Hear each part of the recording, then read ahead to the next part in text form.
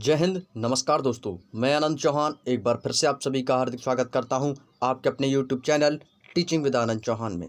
दोस्तों, आज हमारी येलो बुक की 50वीं क्लास होने जा रही है। दोस्तों, अब तक का बहुत बड़ा स्कोर हो चुका है अर्थशास्त्र की येलो बुक में दोस्तों अभी तक के हमारे आज जो क्लास हो रही है वो 50वीं क्लास हो रही है। यानी कि दोस्तों आज की इस क्लास के होने के बाद दोस्तों हमारी येलो बुक की कब लगभग 50 वीडियो हो जाएंगी और निरंतर दोस्तों आपको ऐसी ही इंपॉर्टेंट क्लासें मिलती रहेंगी। तो एक बार सभी प्यारे दोस्त जल्दी से जुड़ जाइएगा। दोस्तों, आपकी एक क्लास दोस्तों लाइव 8 बजे होती है teaching with Anand Chauhan channel पर, जिसमें आपको सामान्य यानी RWA की येलो बुक का complete solution page by page आपसे करवाया जाता है। तो चलिए दोस्तों, एक बार जल्दी से जुड़ जाइएगा। दोस्तों, आप लोगों की क्लास स्टार्ट हो चुकी है। ज़्यादा से ज़्यादा लोगों को जोड़िए, ज़्यादा से ज़्यादा संख्या में आइए और दोस्तों कॉपी पेन साथ रख के बैठिएगा और अपने दिमाग को कंसंट्रेट करके बैठिएगा, ताकि दोस्तों आपको हमारे द्वारा कही गई सारी बातें समझ में आ सके।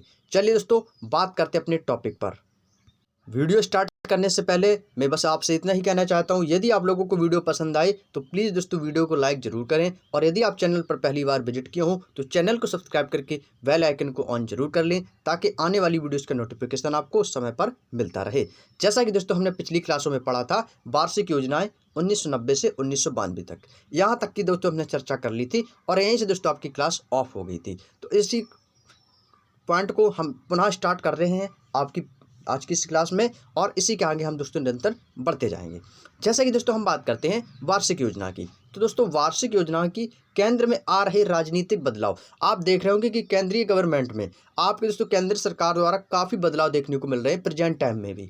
तो केंद्र में आ रहे राजनीतिक बदलाव और भुगतान संतुलन के संकट के कारण ये बात कहाँ की कब की है, 1990 से 92 के दौरान पंचवर्षीय योजनाएं दोस्तों लागू नहीं की जा सकी। इस अवधि में लघु उद्योगों के विकास के लिए 1990 में सिडबी की स्थापना हुई। दोस्तों, जो सिडबी की स्थापना हुई थी ये लघु उद्योगों के विकास के लिए, जो छोटे छोटे उद्योग हैं उनको विकास के लिए 1990 में सिडबी की स्थापना हुई थी, और 1991 में भारत में आर्थिक सुधारों की घोषणा की गई। यानी कि जब ये सिडबी दोस्तों स्थापना हुई तब लघु उद्योगों में जो छोटे छोटे उद्योग हैं उनमें दोस्तों विकास हुआ। जब विकास हुआ तो यानी कि भारत में जो आर्थिक संकट था उस आर्थिक संकट में सुधार हुई, काफ़ी सुधार देखने को मिला। चलिए अगले पॉइंट को चलते हैं। अगला दोस्तों है 8वीं पंचवर्षीय योजना। अब तक की जितनी भी 7 पंचवर्षीय योजनाएं थी वो दोस्तों हमने पिछली क्लासों में कवर कर ली हैं। अभी तक यदि आप जिन लोगों ने उस क्लास को नहीं देखा है तो आप प्ले लिस्ट में जाकर उस क्लास को जरूर देखिएगा। 8वीं पंचवर्षीय योजना में क्या था, जो कि दोस्तों है आपकी 1992 से 1997, क्योंकि 8वीं पंचवर्षीय योजना के तक के लिए थी 5 वर्षों के लिए। इसकी शुरुआत दोस्तों नए आर्थिक परिप्रेक्ष्य में हुई।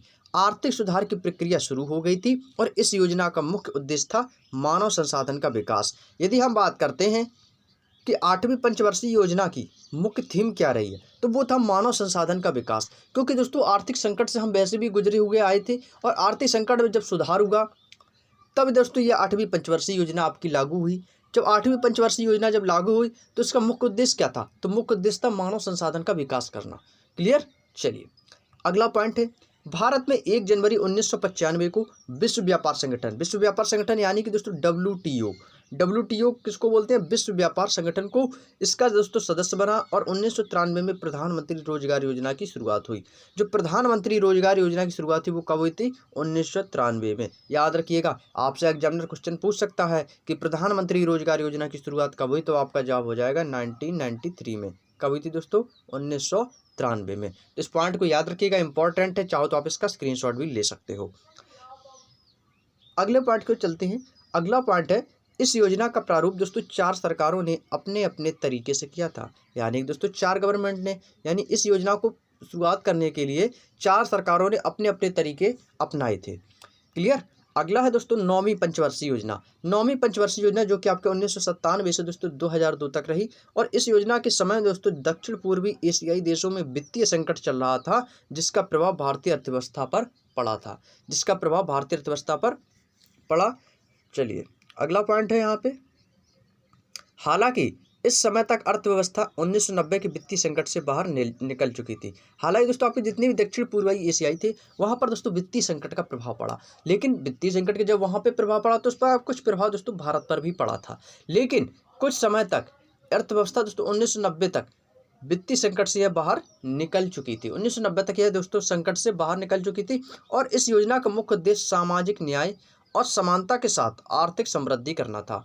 यानी कि दोस्तों समाज में दोस्तों हम लोग जो है ना दूरियां बना रखते हैं समाज में, लेकिन हमें सामाजिक न्याय नहीं मिल पाता है फिर भी। तो सामाजिक न्याय और उनमें समानता और आर्थिक समृद्धि आर्थिक रूप से मजबूत करने के लिए जीवन स्तर, रोजगार सृजन और आत्मनिर्भरता और क्षेत्रीय संतुलन जैसे क्षेत्रों पर विशेष बल दिया गया।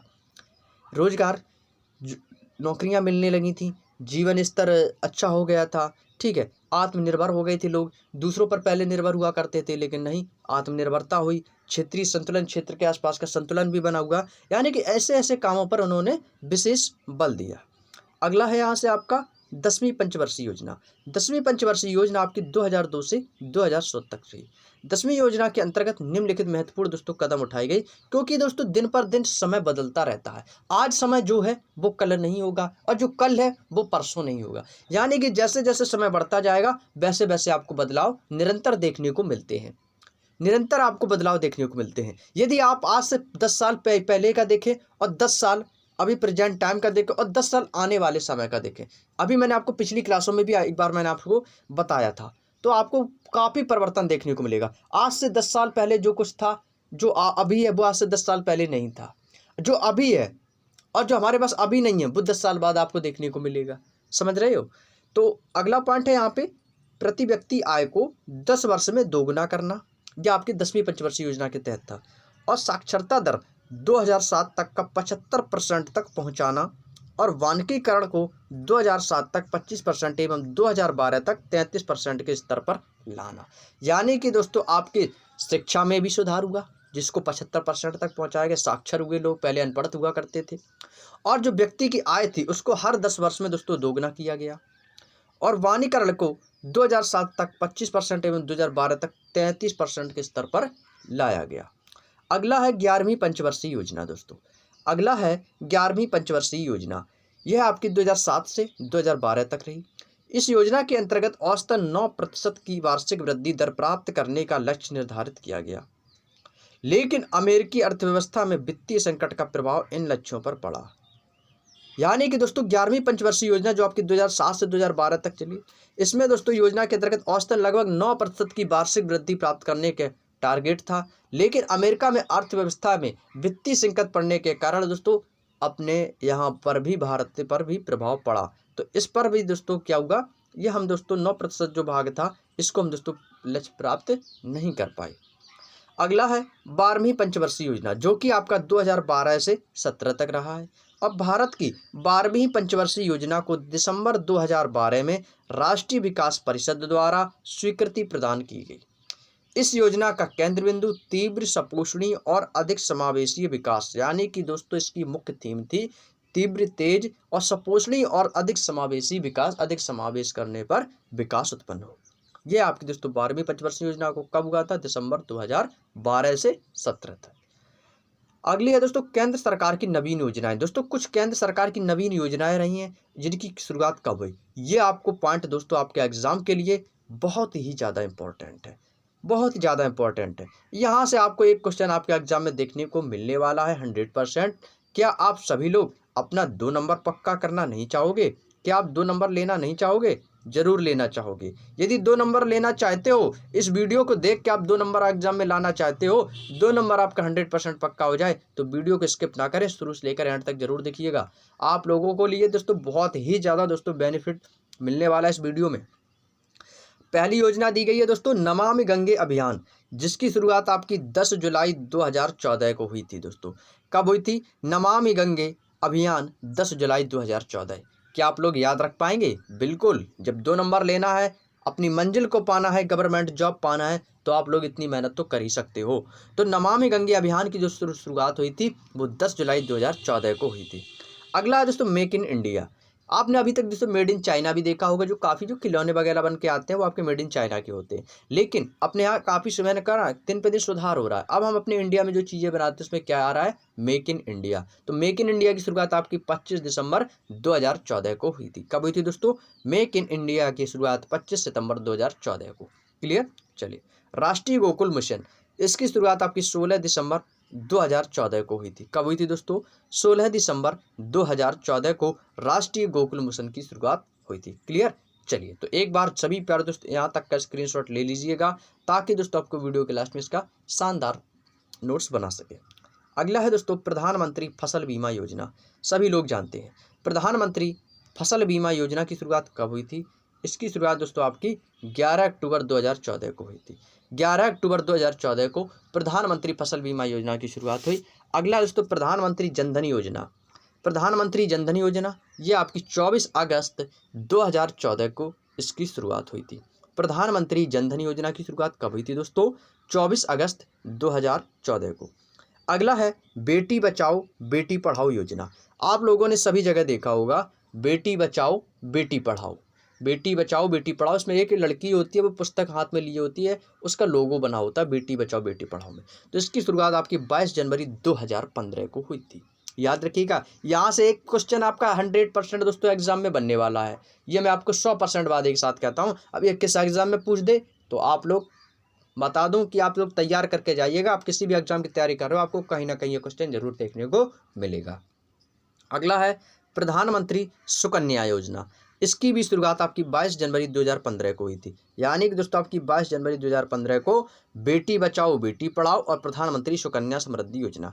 अब मैं आपको एक पॉइंट और बता दूं, जिससे कि आपको एक पॉइंट याद रख के आप दोनों को याद रख सकते हो। आपको एक ट्रिक बताता हूं शानदार दोस्तों। आपको बस इतना याद रखना है कि 22 जनवरी 2015 22 जनवरी 2015 याद रखना है। ये क्या है? बेटी, बेटी है ना, बेटी। अब बेटी किसको बोलते हैं? कन्या, कन्या होती है ना, तो इसमें क्या लिखा है? सुकन्या। सुकन्या यानी कि दोस्तों बेटी। समझ सकते हो, समझ रहे हो ना? कन्या यानी कि बेटी का रूप, तो यानी कि बेटी है ना। तो प्रधानमंत्री सुकन्या समृद्धि योजना बेटी बचाओ, तो आप समझ लेना। यदि आपको बेटी बचाओ बेटी पढ़ाओ योजना का पॉइंट याद है कि बेटी बचाओ बेटी पढ़ाओ योजना आपकी 22 जनवरी 2015 को शुरुआत हुई थी। मान लो एग्जाम में नहीं आया, आ गया प्रधानमंत्री सुकन्या समृद्धि योजना, तो आपको पता चल जाना चाहिए कि अरे सुकन्या आ गई, तो ये भी आपका बेटी बचाओ और बेटी पढ़ाओ वाला ही उसी योजना की डेट में है। तो आप तुरंत 22 जनवरी 2015 कर देंगे। ट्रिक अच्छी लगी ना? आप ऐसे याद रख सकते हो, कभी नहीं भूल पाओगे आप। बस आपको केवल यही याद रखना है 22 जनवरी 2015। अगला है संसद आदर्श ग्राम योजना की गांव को दोस्तों एक आदर्श गांव बनाया जाए, तो जिसकी शुरुआत आपकी 11 अक्टूबर 2014 को हुई थी। कब हुई थी दोस्तों? 11 अक्टूबर 2014 को। मिशन इंद्रधनुष योजना। मिशन इंद्रधनुष योजना की शुरुआत आपकी 25 दिसंबर 2014 को हुई थी। कब हुई थी दोस्तों? 25 दिसंबर 2014 को मिशन इंद्रधनुष को दोस्तों योजना 25 दिसंबर 2014 को शुरुआत हुई थी। क्लीन माई कोच योजना की शुरुआत कब हुई थी दोस्तों? 11 मार्च 2016 को क्लीन माई कोच। अगला है डिजिटल इंडिया, यानी कि दोस्तों भारत को डिजिटल इंडिया बनाने की योजना कब लागू हुई थी? 1 जुलाई 2015 को। 1 जुलाई 2015 को भारत को डिजिटल इंडिया बनाने की दोस्तों योजना की शुरुआत की गई थी। अगला है दोस्तों प्रधानमंत्री जीवन ज्योति बीमा योजना। कौन सा दोस्तों? प्रधानमंत्री जीवन ज्योति बीमा योजना की शुरुआत 9 मई 2015 को हुई थी। कब हुई थी दोस्तों? 9 मई 2015 को प्रधानमंत्री जीवन ज्योति बीमा योजना की शुरुआत हुई थी 9 मई 2015 को। क्लियर दोस्तों? उम्मीद है दोस्तों आप लोगों को यहाँ तक की सारी बातें समझ में आ चुकी होंगी। तो चलिए दोस्तों इसी क्रम में आगे बढ़ते हैं नेक्स्ट पॉइंट की ओर। बहुत ही ज़्यादा इंपॉर्टेंट पॉइंट है दोस्तों, शुरू से लेकर एंड तक बने रहिएगा दोस्तों। आप लोगों को तभी जाके आपको सारी बातें समझ में आएंगी। अगला है दोस्तों प्रधानमंत्री उज्ज्वल योजना। प्रधानमंत्री उज्ज्वल योजना इसकी शुरुआत कब हुई थी? 1 मई 2016 को। प्रधानमंत्री उज्ज्वल योजना 1 मई 2016 को इसकी शुरुआत हुई थी। अगला स्टार्टअप इंडिया और stand up India. Startup India और स्टैंड अप इंडिया इसकी शुरुआत आपकी दोस्तों 16 जनवरी 2016 को हुई थी। कब हुई थी दोस्तों? 16 जनवरी और 2016। क्लियर? अगला है दोस्तों सागरमाला प्रोजेक्ट। सागरमाला प्रोजेक्ट की शुरुआत कब हुई थी? 31 जुलाई 2015 को। सागरमाला प्रोजेक्ट की शुरुआत आपकी 31 जुलाई 2015 को हुई थी। अगले पॉइंट की ओर चलते प्रधानमंत्री आवास योजना या प्रधानमंत्री आवास अर्बन योजना, ये भी आपके एग्जाम में आ सकता है। प्रधानमंत्री आवास अर्बन योजना की शुरुआत 25 जून 2015 को हुई थी। 25 जून 2015 को। अगला है one rank one pension scheme. इसकी शुरुआत आपकी 5 सितंबर 2015 को हुई थी। वन रैंक और वन पेंशन स्कीम की शुरुआत आपकी 5 सितंबर 2015 को हुई थी। अगला है दोस्तों उड़ान योजना। आपके एग्जाम में आ चुका है दोस्तों, काफ़ी बार आ चुका है और आगे भी दोस्तों आपके एग्जाम में आने वाला है। उड़ान यानी कि उड़े देश का आम नागरिक। उड़ान योजना की ये मुख्य थीम थी कि उड़े देश का आम नागरिक, देश के हर नागरिक को उड़ना चाहिए, आगे बढ़ना चाहिए। इसकी शुरुआत 21 अक्टूबर 2016 को हुई थी। अगला है दोस्तों smart Ganga city. Smart Ganga city यह इसकी शुरुआत आपकी 13 अगस्त 2016 को इस योजना की शुरुआत की गई थी, गंगा सिटी को स्मार्ट बनाने के लिए। अगला है सोलर चरखा योजना। जो गांधी जी चरखा चलाते थे ना, तो सोलर यानी जो सौर ऊर्जा से जो चरखा चलाया जाता है, तो उसकी योजना की शुरुआत जिससे कि रोजगार बढ़ सके, तो सोलर चरखा योजना की शुरुआत 27 जून 2018 को दोस्तों इसकी शुरुआत की गई थी। कब की गई थी? 27 जून 2018 को। क्लियर? चलिए अगला है संपाड़ा योजना। संपाड़ा योजना की शुरुआत 3 मई 2017 को हुई थी। अगला है आयुष्मान भारत योजना। इंपॉर्टेंट लगाएंगे, आपके एग्जाम में भी पूछी जा चुकी है। आयुष्मान भारत योजना की शुरुआत 1 फरवरी 2018 को हुई थी। कब हुई थी दोस्तों? 1 फरवरी 2018 को आयुष्मान भारत योजना की शुरुआत हुई थी। क्लियर? चलिए तो यहाँ तक का स्क्रीनशॉट ले लेंगे सभी प्यारे दोस्त।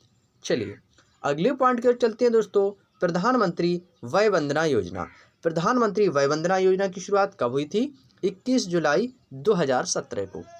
प्रधानमंत्री वय वंदना योजना की शुरुआत 21 जुलाई 2017 को हुई थी। अगला है सौर सुजाला योजना। सौर सुजाला योजना की शुरुआत 1 नवंबर 2016 को हुई थी। कब हुई थी दोस्तों? 1 नवंबर 2016 को सौर सुजाला योजना की शुरुआत हुई थी। क्लियर दोस्तों? चलिए उम्मीद है दोस्तों आप लोगों की अभी तक की केंद्र सरकार द्वारा जितनी भी नवीन योजनाएं थी आप लोगों को मैंने क्लियर कराया है। उम्मीद है दोस्तों आप लोगों को क्लियर हो भी चुकी होंगी। यदि आप लोगों का कोई भी दोस्तों डाउट हो तो आप हमें कमेंट बॉक्स में पूछ सकते हो। चलिए अगले पॉइंट के दोस्तों चलते हैं दोस्तों। अगला पॉइंट यहाँ से हमारा स्टार्ट हो जाता है भारतीय कृषि। यदि बात की जाए कि भारत कैसा देश है, भारत कैसा देश है, तो आप सभी जानते हैं कि भारत एक कृषि प्रधान देश है। कैसा है दोस्तों? भारत एक कृषि प्रधान देश है जिसकी लगभग 70% जनसंख्या गांव में निवास करती है और मुख्य रूप से कृषि पर ही निर्भर रहती है। हर चीज़ अपने आप में दोस्तों क्या होता है? 100% होता है। पहले भी मैंने आपको बताया था हर चीज़ 100% होती है। तो 100% में से यदि हम हम सिर्फ जनसंख्या की बात कर रहे हैं, न कि क्षेत्रफल की। यदि 100% में से 70% लोग दोस्तों गांव में निवास करते हैं, बाकी का 30% लोग जो है वो दोस्तों आपका शहरीकरण यानी कि सिटी में रहता है। तो आप समझ सकते हो कि 70% लोग जो हैं वो अभी गांव में ही निवास करते हैं और वो 70% लोग वे लोग हैं जो दोस्तों कंटिन्यू कृषि पर ही निर्भर करते हैं, कृषि पर ही निर्भर रहते हैं और आपके 70% लोग जो हैं वो गांव में भी निवास करते हैं। ये आपकी जनसंख्या की बात हो रही है। और भारत एक कैसा देश है? कृषि प्रधान देश है। तो ये इंपॉर्टेंट पॉइंट है दोस्तों, इसको याद रखना। अगला है भारत की अर्थव्यवस्था में कृषि का अहम योगदान है। दोस्तों भारत की यदि अर्थव्यवस्था में देखा जाए तो दोस्तों सबसे ज़्यादा कृषि का ही योगदान है। खाने पीने का जो सामान है, चाहे आपका कोई भी अनाज हो, खाद्यान्न पदार्थ हो, वो दोस्तों सब किस पर है? वो सिर्फ कृषि पर ही, कृषि से तो ही उत्पन्न होते हैं। जो किसान लोग होते हैं वो दोस्तों पैदावारी करते हैं, तभी तो हमें वो चीज़ हम तक पहुंचती है।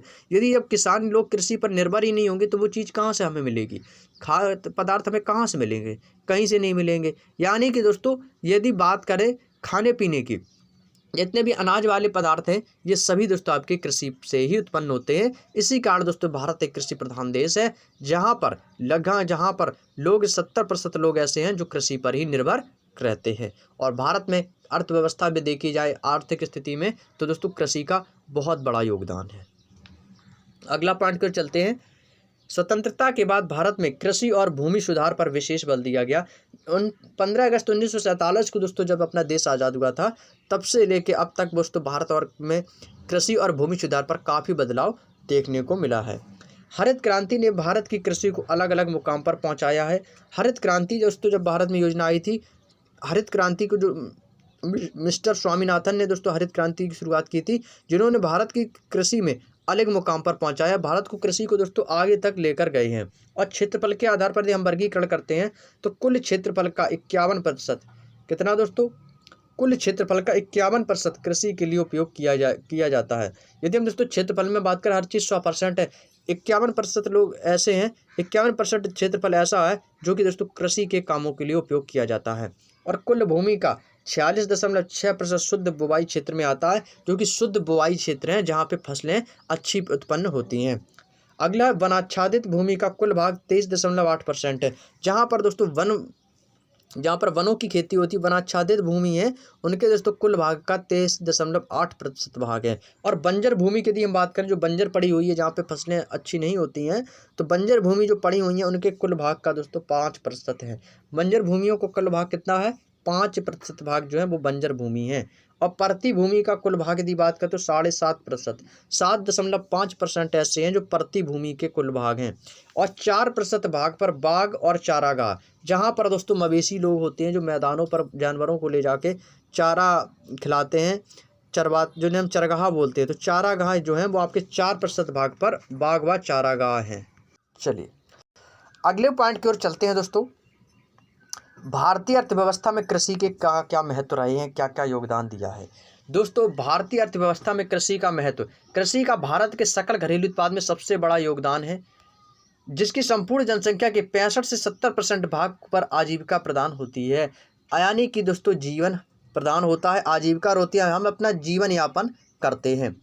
अगला है दोस्तों, यहाँ से पॉइंट हमारा स्टार्ट होता है। कृषि द्वारा कुल निर्यात आय का 14% भाग दोस्तों हमें प्रदान किया जाता है। कृषि द्वारा दोस्तों जो कुल निर्यात होता है, आयात और निर्यात जो होता है ना, उसका हमें दोस्तों 14% भाग दोस्तों प्रदान किया जाता है, 14% भाग हमें मिलता है।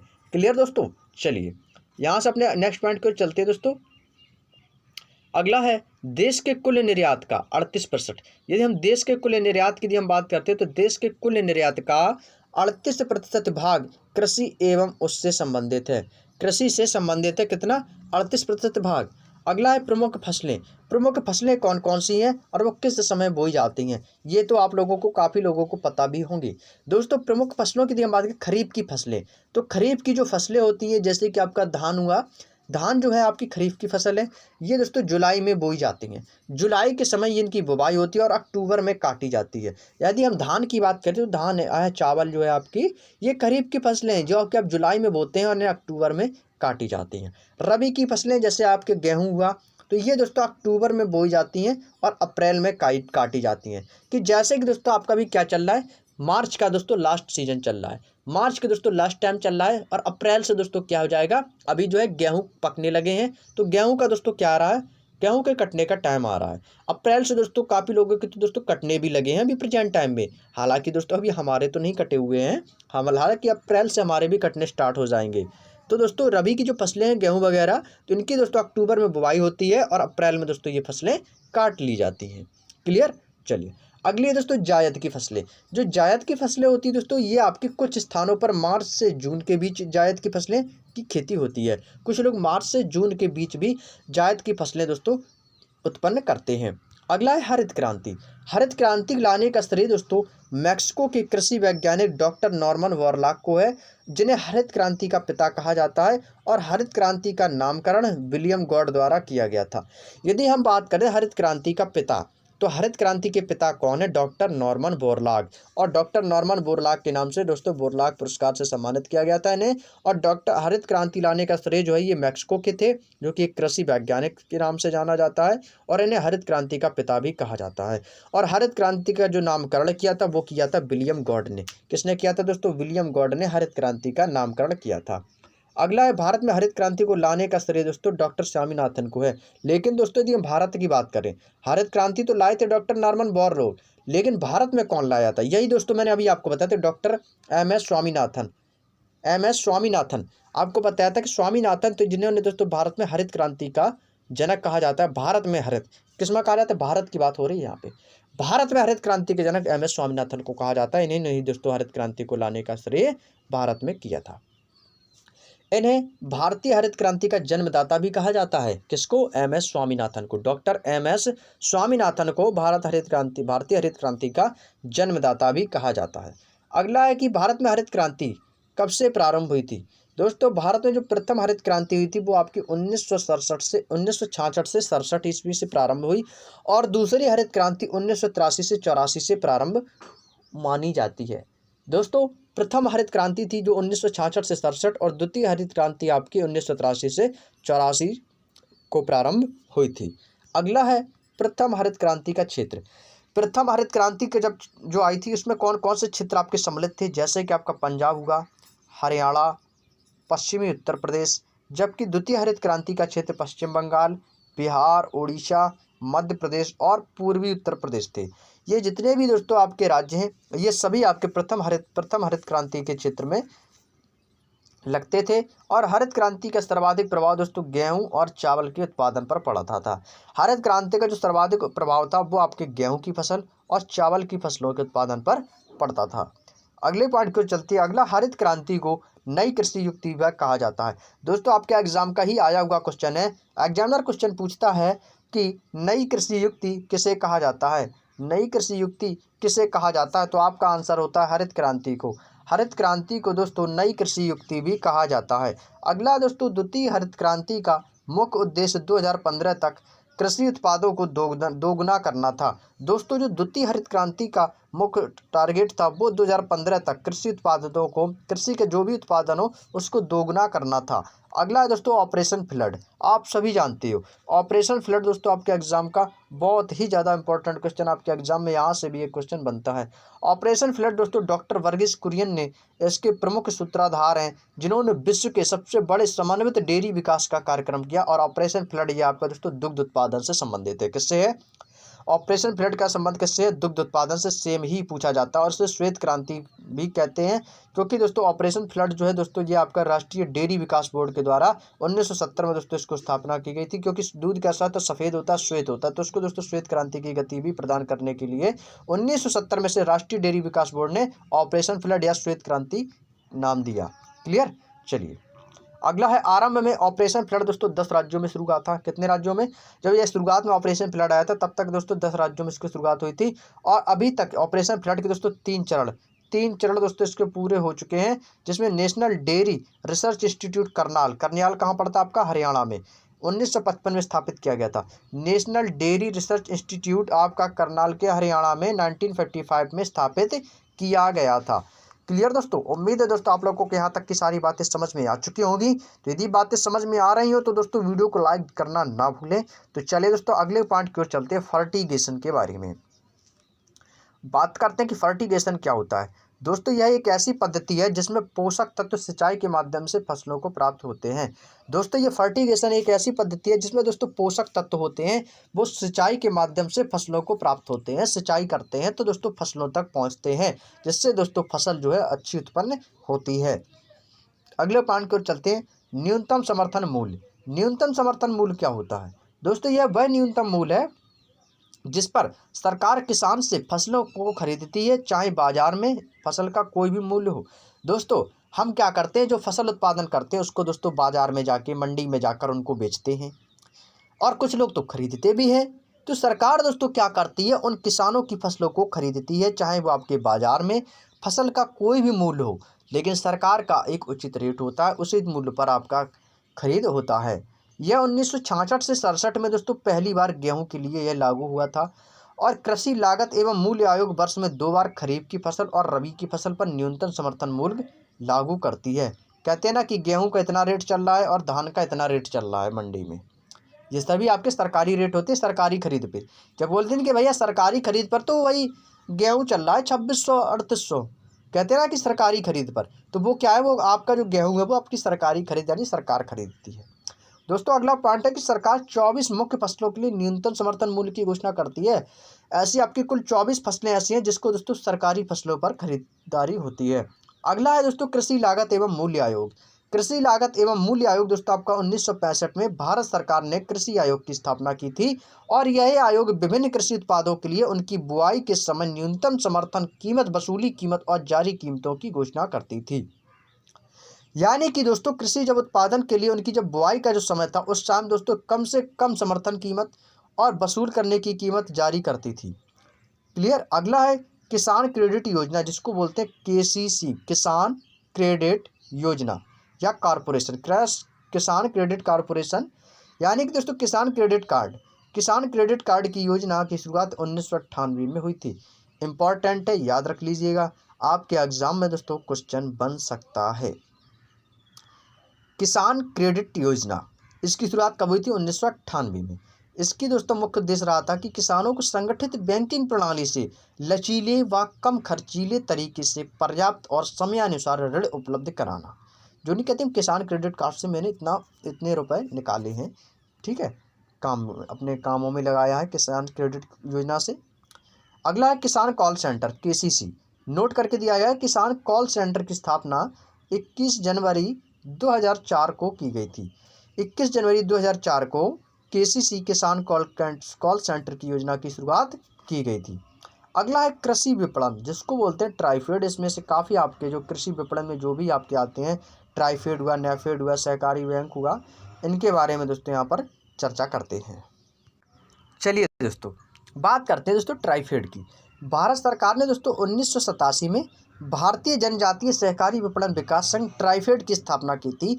इसका मुख्य उद्देश्य दोस्तों जनजातीय लोगों को स्थानीय व्यापारियों के शोषण से बचाना तथा उसके लघु वन उत्पादों के लिए उपयुक्त मेहनताना प्रदान करना।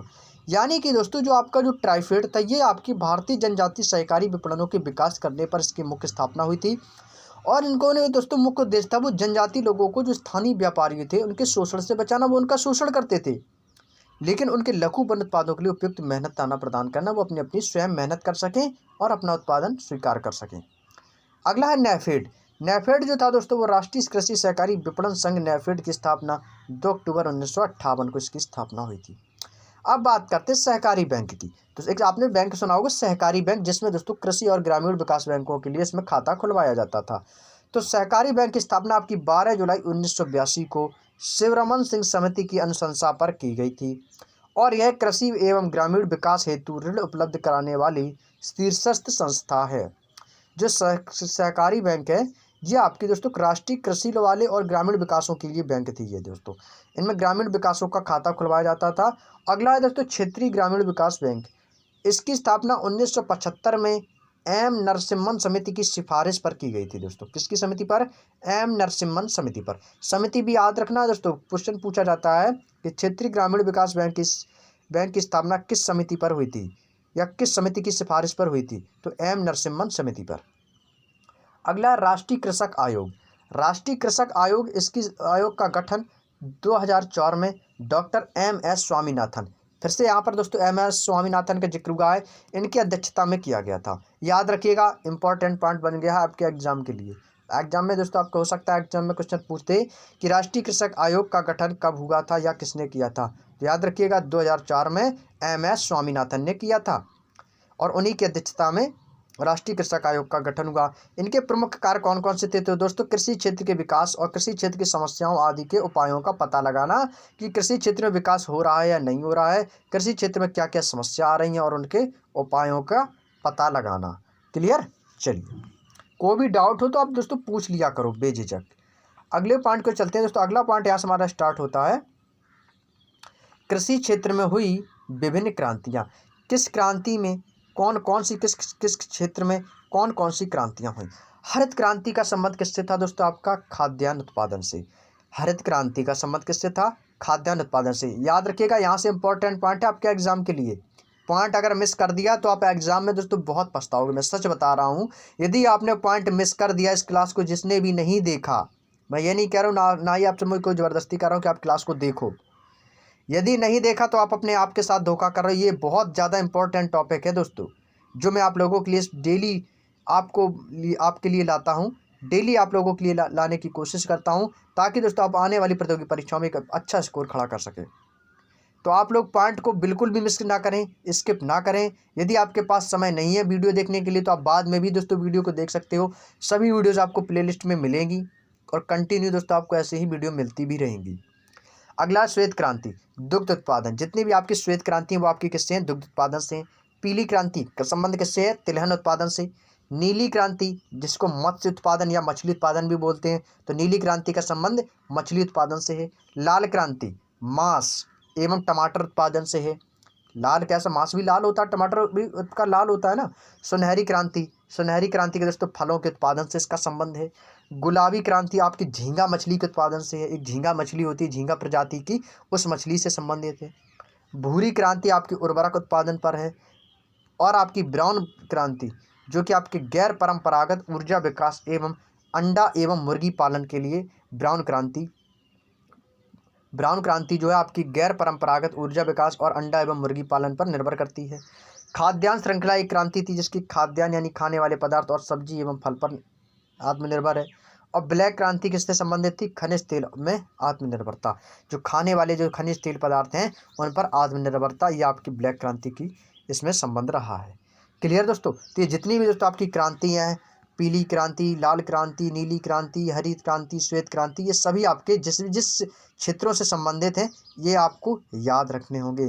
जितने भी कृषि क्षेत्र से संबंधित ये क्रांति हैं ये आपको याद रखने होंगे। तो एक बार आप लोग स्क्रीनशॉट ले लीजिएगा। मैं आपको दोस्तों एक बार फिर से आपको मौका दे रहा हूँ स्क्रीनशॉट लेने का, तो एक बार स्क्रीनशॉट ले लेंगे सभी प्यारे दोस्त, स्क्रीनशॉट ले लेंगे सभी प्यारे दोस्त। चलिए इसका भी ले लेंगे सभी प्यारे दोस्त स्क्रीनशॉट। चलिए अब यहाँ से दोस्तों आपका नेक्स्ट पॉइंट स्टार्ट होता है, मुद्रा के मूल्य में परिवर्तन। मुद्रा के मूल्य में जो जो परिवर्तन हुआ है उसके बारे में यहाँ से आपकी पॉइंट स्टार्ट होता है कि मुद्रा के मूल्य में दोस्तों कौन कौन से परिवर्तन हुए हैं, जिसमें से आपके अभी तक दोस्तों 4 परिवर्तन हो चुके हैं, मुद्रास्फीति, अवस्फीति या मुद्रा संकुचन या मुद्रा संस्फीति और मुद्रा अपस्फीति, इन्फ्लेशन, डिफ्लेशन, रिफ्लेशन और डिसनिफ्लेशन।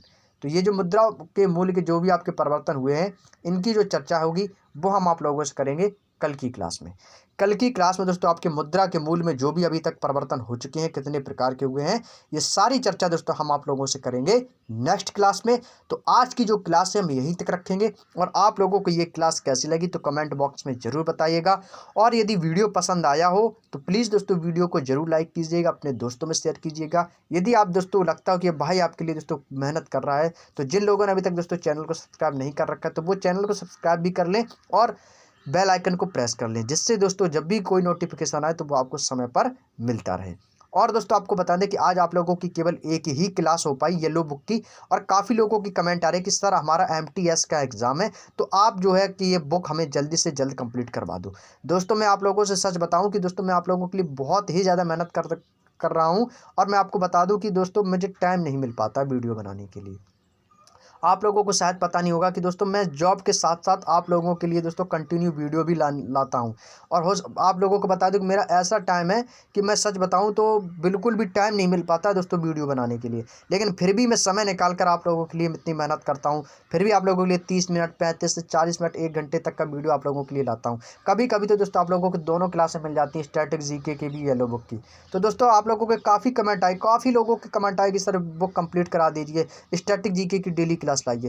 दोस्तों मैं खुद चाहता हूं कि मैं आप लोगों के लिए जितना ज़्यादा से ज़्यादा कंटेंट दे सकूं उतना बेहतर है आप लोगों के लिए, लेकिन दोस्तों मैं जॉब पर भी जाता हूं, और मेरे जॉब का टाइम दोस्तों ऐसा है कि मुझे यहाँ से दोस्तों निकलना पड़ता है सुबह 10:30 बजे, और सुबह 10:30 से फिर रात को दोस्तों मुझे आना पड़ता है 10:30, यानी दोस्तों 12 घंटे की जॉब के साथ साथ फिर आता हूँ घर पर दोस्तों, फिर आप लोगों के लिए वीडियो बनाता हूँ। जब थक जाता हूँ तो दोस्तों सो जाता हूँ, फिर सुबह उठकर दोस्तों बनाता हूँ।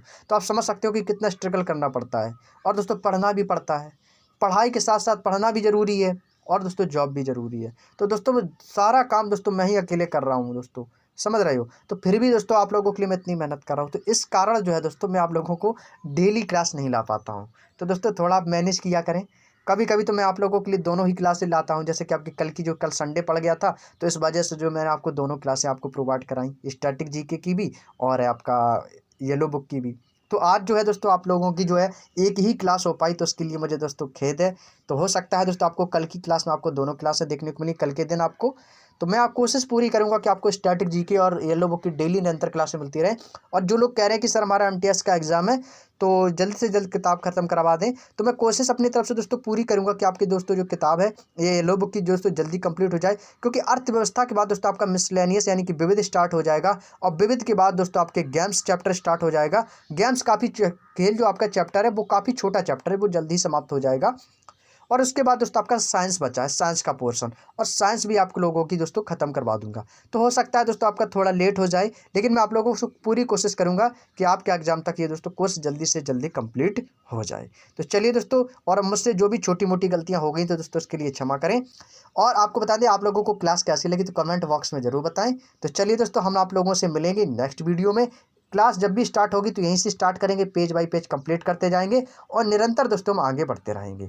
और बस आप लोग मेहनत करते रहिएगा दोस्तों कंटिन्यू, और अपने टारगेट को पाइएगा, और आने वाली प्रतियोगी परीक्षाओं को दोस्तों में आप अपना अच्छा स्कोर खड़ा कर सकें।